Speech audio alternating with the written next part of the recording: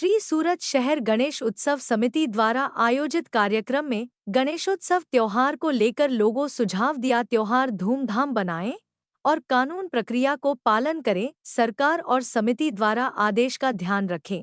इस अवसर पर समिति के संस्थापक महंत अम्बरीशानंद महाराज, अध्यक्ष अनिल बिस्किटवाला, महंत सीताराम दास, महामंत्री जोगिंदर साहनी, महंत अखिलेश दास महाराज, अन्य साधु संतों की उपस्थिति रही। एक रिपोर्ट महेंद्र सिंह परमार के साथ। जय श्री गणेश। अनिल भाई बिस्किटवाला, श्री गणेश उत्सव समिति सूरत शहर प्रमुख।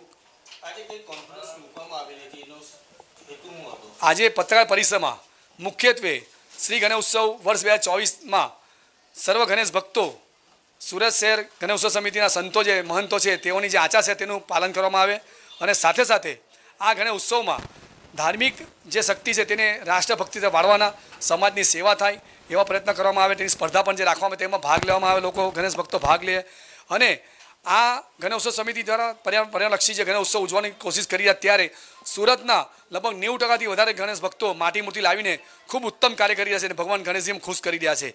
આ ધાર્મિક ઉત્સવમાં હંમેશા લોકોએ ભગવાન ગણેશજીની સાચી પૂજા અર્ચના કરવી જોઈએ, સાચી ધાર્મિકતા સચવાય અને સાથે સાથે આ ગણેશ ઉત્સવ દરમિયાન સમાજની સેવા થાય તેના માટે કાર્યો કરે તે જ સંતો દ્વારા આજે આહવાન કરવામાં આવ્યું હતું। તો આવો આ વર્ષે પણ ખૂબ ધામધૂમથી રંગેચંગે पर्यालक्षी ભગવાન ગણેશજીની ઉત્સવ ઉજવીએ। 1941 માં કે 42 માં સંસ્થાની અહીંયા શરૂઆત થઈ, 41 માં શરૂઆત થઈ અને 42 થી આ ગણપતિ ઉત્સવની શરૂઆત થઈ। એક હિન્દુ સંગઠન હિન્દુઓની અંદર જાગૃતિ, સંસ્કૃતિની રક્ષા અને જે આપણી પરંપરા છે એ પરંપરાનું જતન થાય એ હેતુથી ગણેશ ઉત્સવ, સાર્વજનિક ગણેશ ઉત્સવની શરૂઆત થઈ હતી અહીંયા સુરતમાં।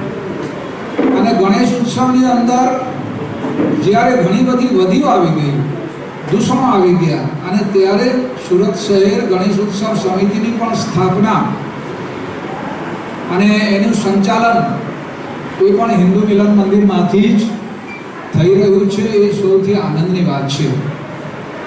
મિત્રો, તમામ પત્રકાર મિત્રોને એક ખાસ વાત કરવા માંગુ છું કે આ જે ઉત્સવો છે, ધાર્મિક તહેવારો છે, ઉત્સવો છે, એ ધાર્મિક ઉત્સવ છે અને એમાં જે છે એમાં દરેક વસ્તુ કાયદાથી, કોર્ટના હુકમથી કે પોલીસથી એ દરેક વસ્તુ આપણી ઘર છે તો ઘરમાં કોઈ પોલીસનો કાયદો લાગતો નથી।